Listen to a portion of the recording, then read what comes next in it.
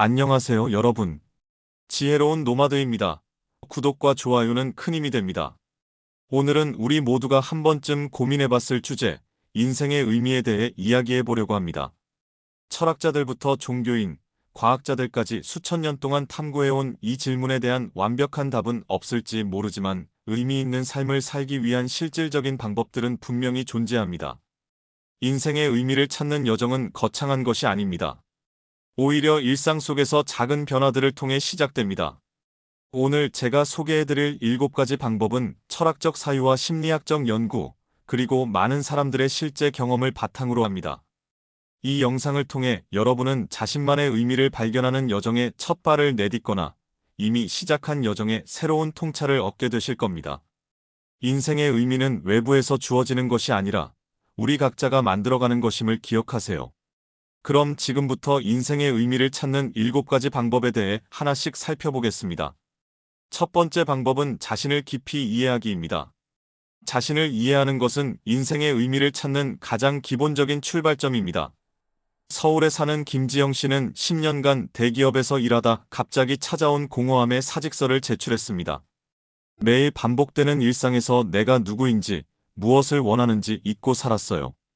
한 달간 혼자만의 시간을 가지며 어린 시절부터 좋아했던 것들을 떠올려 보니 제가 정말 원하는 것이 무엇인지 조금씩 보이기 시작했죠. 부산의 청년 사업가 박현우 씨는 창업 실패 후 깊은 우울감에 빠졌다가 자신의 가치관을 재정립하는 과정에서 새로운 길을 발견했습니다. 실패했다고 생각했지만 사실 그 과정에서 배운 것들이 제 인생의 중요한 자산이 됐어요. 내가 왜 그 일을 시작했는지, 무엇을 통해 성취감을 느꼈는지 돌아보니 진짜 하고 싶은 일이 보였습니다. 미국에서 은퇴 후 귀국한 이명숙 할머니 78는 젊을 때는 남들의 기대에 맞춰 살았지만 지금은 매일 아침 오늘 나를 행복하게 할 일은 무엇일까? 를 묻습니다. 그 질문이 제 인생을 완전히 바꿨어요. 라고 말합니다. 자신을 이해하는 방법은 다양합니다. 명상을 통해 내면의 소리에 귀 기울이거나 일기를 쓰며 자신의 생각과 감정을 정리할 수 있습니다. 또는 성격 유형 검사나 가치관 평가 등의 도구를 활용할 수도 있죠. 중요한 것은 자신에게 솔직하게 질문하고 답하는 과정입니다. 두 번째 방법은 의미 있는 관계 맺기입니다. 인간은 사회적 존재입니다. 깊고 의미 있는 관계는 우리 삶의 풍요로움과 목적을 가져다 줍니다. 30년간 호스피스 간호사로 일한 최영희 씨는 임종을 앞둔 수천 명의 환자들과 대화하며 깨달은 것은 누구도 마지막 순간의 일이나 돈에 대해 이야기하지 않는다는 겁니다. 모두 사랑하는 사람들과의 관계, 그들에게 남긴 영향에 대해 이야기했죠. 라고 전합니다. 대학생 이준호 씨는 봉사활동 중 만난 독거노인과의 인연이 자신의 삶을 변화시켰다고 말합니다. 처음에는 학점을 위해 시작했지만 할아버지의 인생 이야기를 들으며 제 고민이 얼마나 사소한지 깨달았어요.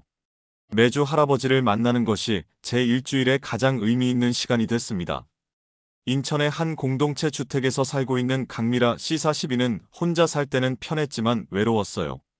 지금은 서로 다른 배경을 가진 15가구와 함께 살며 갈등도 있지만 아이들이 여러 어른들의 지혜를 배우고 어른들은 아이들의 에너지를 얻는 모습을 보면 이것이 진짜 삶이라는 생각이 듭니다.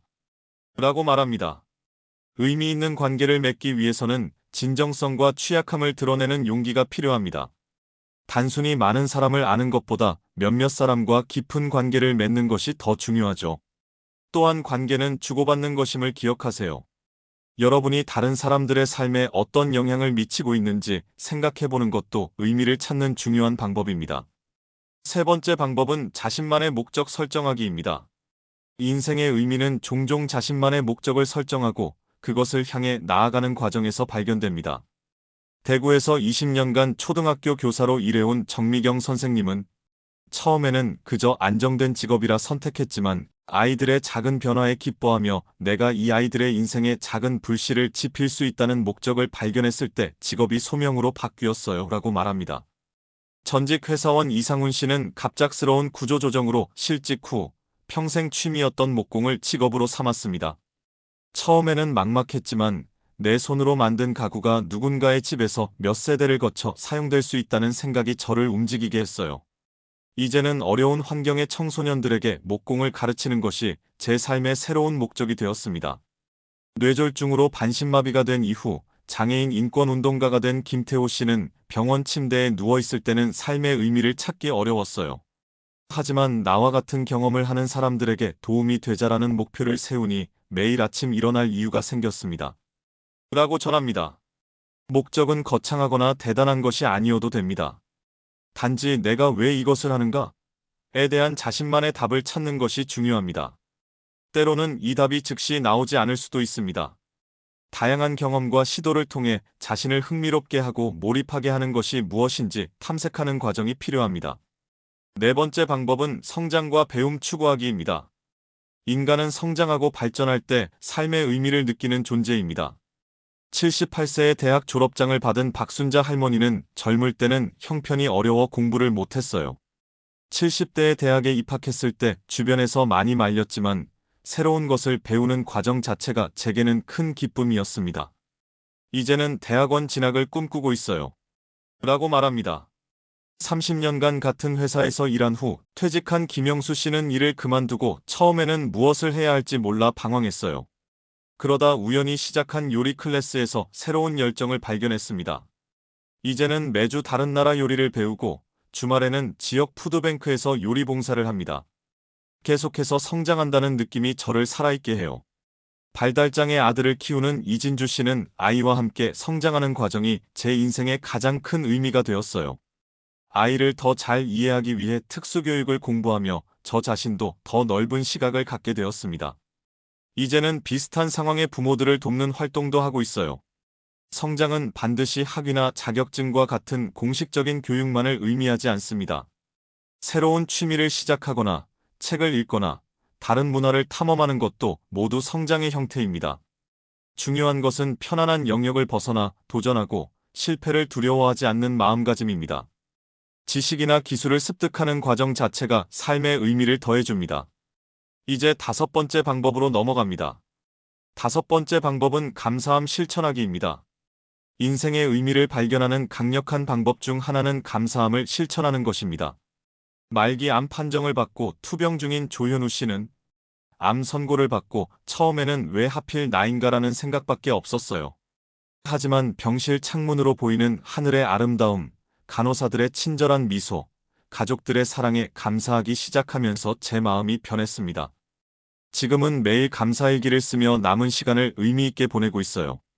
경제적 어려움을 겪던 싱글맘 윤지영 씨는 월급이 부족해 늘 불안했지만 아이와 함께 오늘의 행복 3가지를 찾는 놀이를 시작했어요. 처음에는 형식적이었는데 시간이 지나며 작은 것들에 감사하는 마음이 진짜로 생겼고 그러자 부족함보다 풍요로움을 더 많이 느끼게 되었습니다. 은퇴 후 우울증을 겪던 박종민 씨는 40년간 일한 직장을 잃고 정체성의 위기를 겪었어요. 심리상담사의 조언으로 감사 명상을 시작했는데 지나온 삶에서 받은 축복들을 하나씩 떠올리며 감사하자 점차 마음이 평온해졌습니다. 지금은 지역 노인센터에서 다른 노인들과 함께 감사 모임을 이끌고 있어요. 감사함을 실천하는 방법은 다양합니다. 감사일기를 쓰거나 매일 밤 잠들기 전 감사한 일 3가지를 떠올려보는 것만으로도 큰 변화가 시작됩니다. 중요한 것은 당연하게 여겼던 것들에 주목하고 작은 것에서도 기쁨을 찾는 습관을 들이는 것입니다. 연구에 따르면 감사를 실천하는 사람들은 더 높은 행복감과 삶의 만족도를 경험한다고 합니다. 여섯 번째 방법은 현재에 충실하기입니다.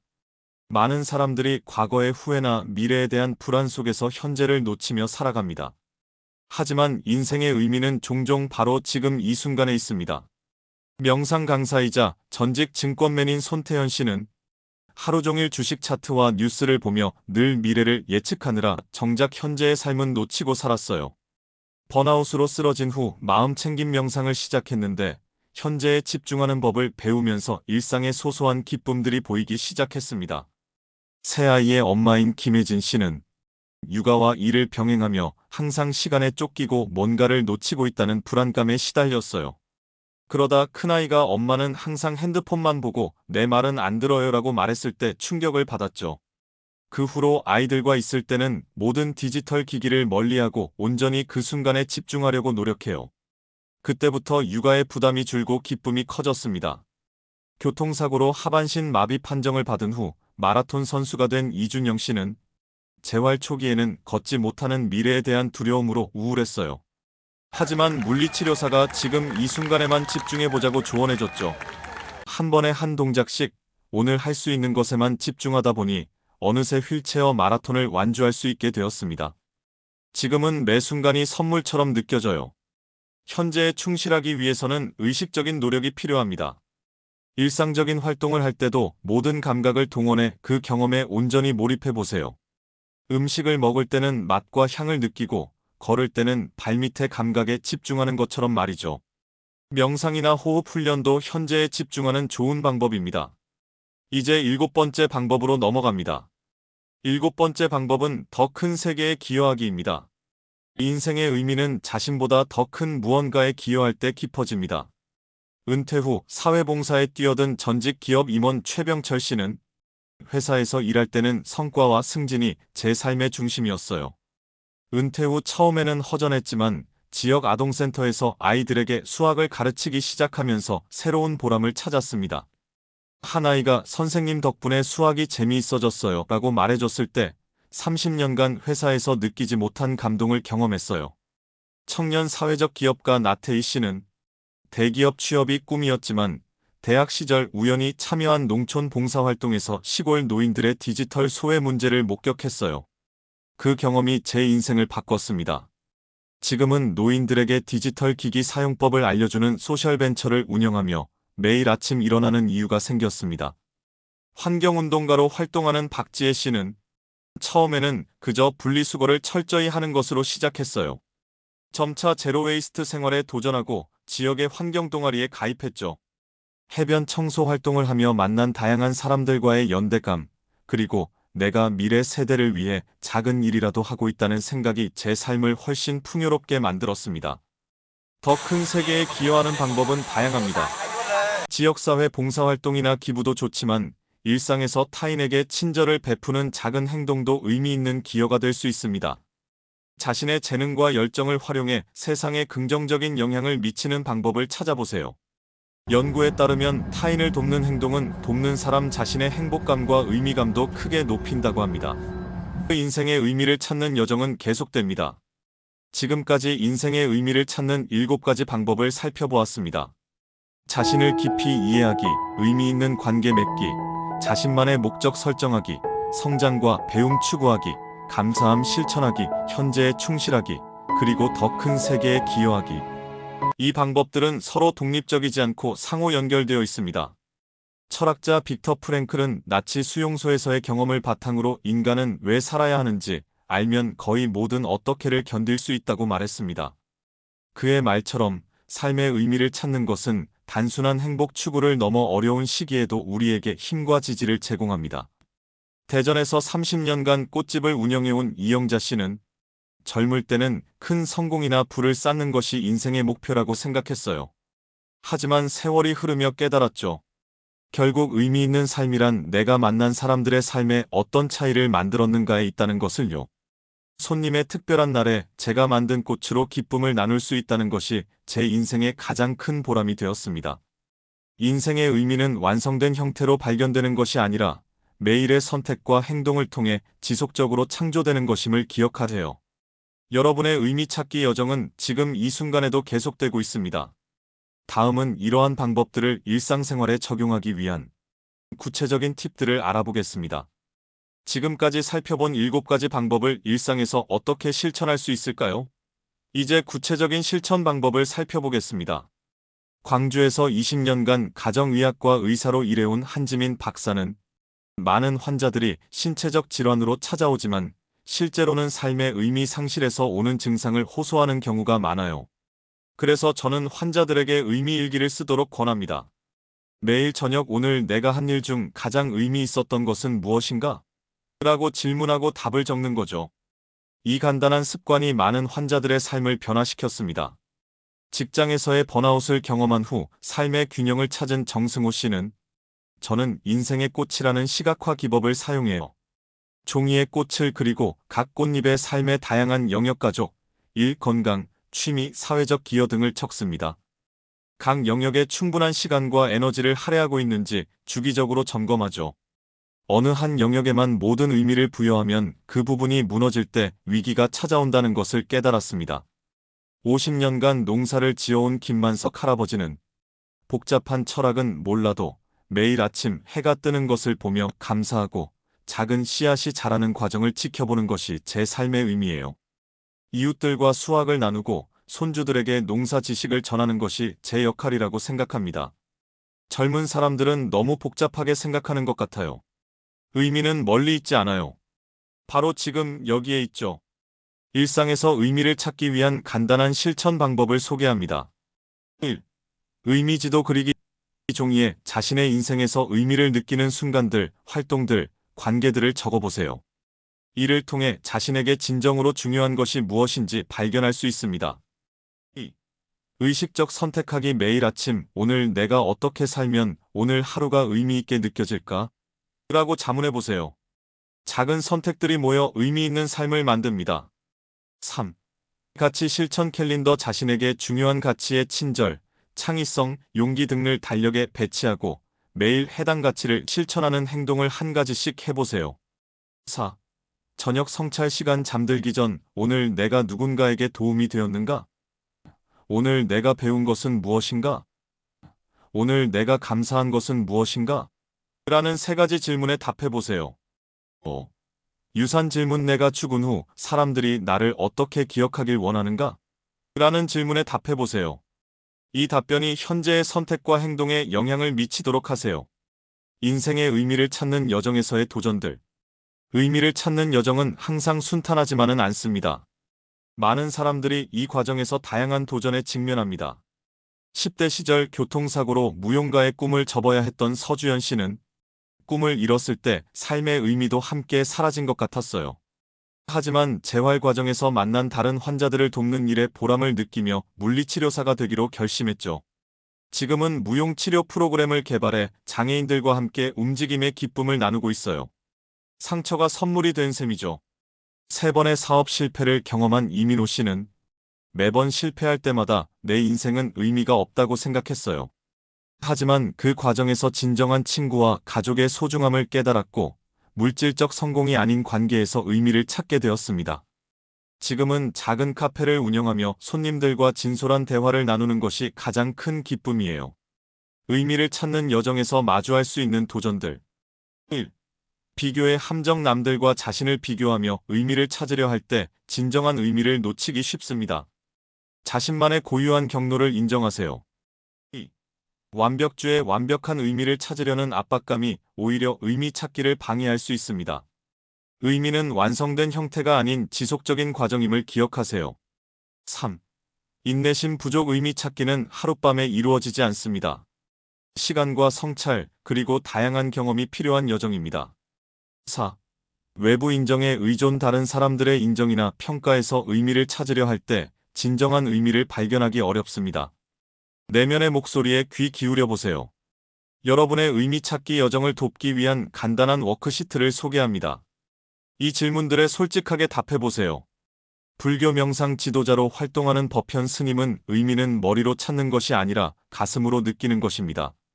자신에게 진실된 질문을 던지고 그 답을 찾아가는 과정 자체가 의미입니다. 심리상담사 이지원 씨는 내담자들과 이 워크시트를 작성해보면 많은 분들이 이미 내 안에 답이 있었구나라는 깨달음을 얻습니다.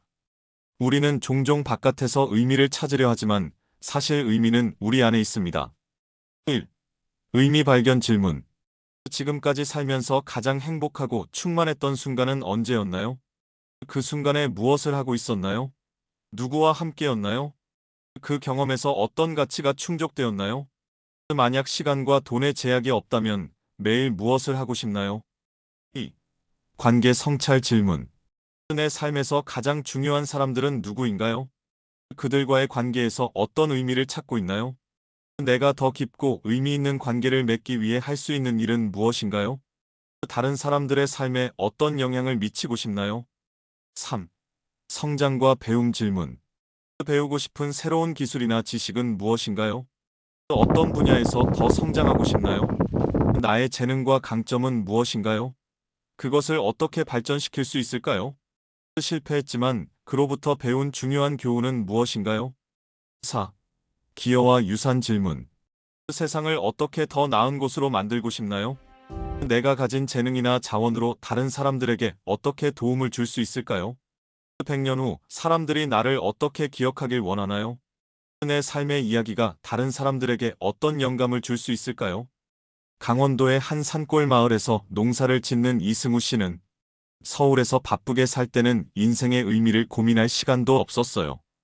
번아웃으로 쓰러진 후 이런 질문들을 스스로에게 던져봤죠.